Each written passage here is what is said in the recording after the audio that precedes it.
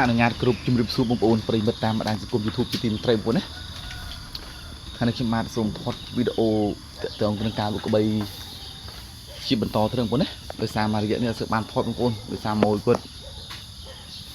មកមើលត្រូវបងប្អូនណានេះគឺខ្ញុំទើបតែយកបានមកដល់កាលពីម្សិលមិញបងប្អូនណារៀងលឹងលេខដែរខ្ញុំដើរប្រមូលពីនេះបងប្អូនជាប្រវត្តិ1 2ម្ទេស1ម្ទេស2បងប្អូនណាឥ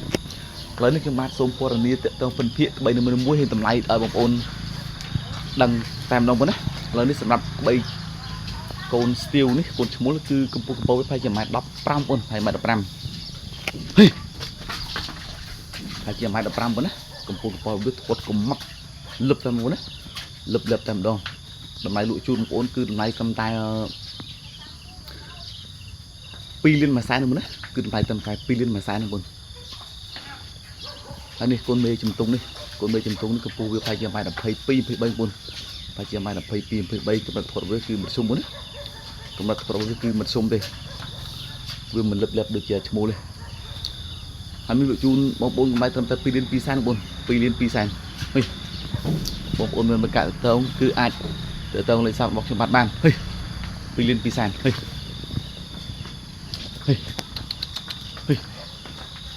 ហើយមេកំមុំបន្ទាប់ក្បីទី3នេះគឺ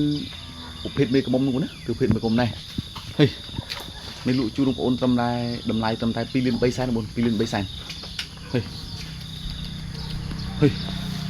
នេះមេ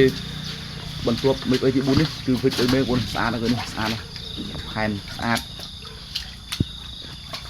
មិនphảiកូន2បងphảiកូន2ហើយកូន2កំពូលផលវាphảiជា 1.28 បងណាphảiជា 1.28 លក់ជូនបងប្អូនត្រឹមតែ3 លានមួយសែនបង3 លានមួយសែន3នេះ 3 លានមួយសែន3នៅខាងខ្ញុំគឺក្របងប្អូនគឺក្រកាន់តែខ້ອຍទៅបងប្អូនដែលចង់ទិញចាំមិនទិញចាំពីឥឡូវទៅគឺទៅនឿយគឺក្បីមានខាងឆេងល្អផ្សារបងប្អូនឥឡូវគឺក្រអីណានេះតម្លៃឡើងក្រទៅបាក់ទៅហ្នឹងបងណាបាក់ទៅណាតម្លៃឡើងក្រតែម្ដងហេនេះក្បីចុងក្រោយគឺក្បីមេកូនបងមេកូនក្បីនេះគឺកម្ពស់វាប្រហែលជា 1.34 មេប្រហែលជា 1.30 កូនរបស់វាកូនពណ៌សល្អកម្ពស់ប្រហែលជា7 ម៉ែត្របងកម្ពស់កូន7 ម៉ែត្រមេកូនបងមេកូនលក់ចែកជូនបងប្អូនបាយត្រឹមតែ4 លាន 2 សែនបងប្អូន4 លាន 2 សែន4 លាន 2 សែនបងណាសម្រាប់ទីតាំងក្បីគឺស្ថិតនៅខេត្តស្វាយរៀងស្រុកប្រទៀបលេខទូរស័ព្ទទំនាក់ទំនងរបស់ខ្ញុំបាទគឺមានពីរប្រព័ន្ធ097 81 487 076 210 3579អរគុណច្រើនបងប្អូនសម្រាប់ការទស្សនាវីដេអូរបស់ខ្ញុំបាទជម្រាបលាជួបជុំបាទនៅវីដេអូក្រោយមួយណា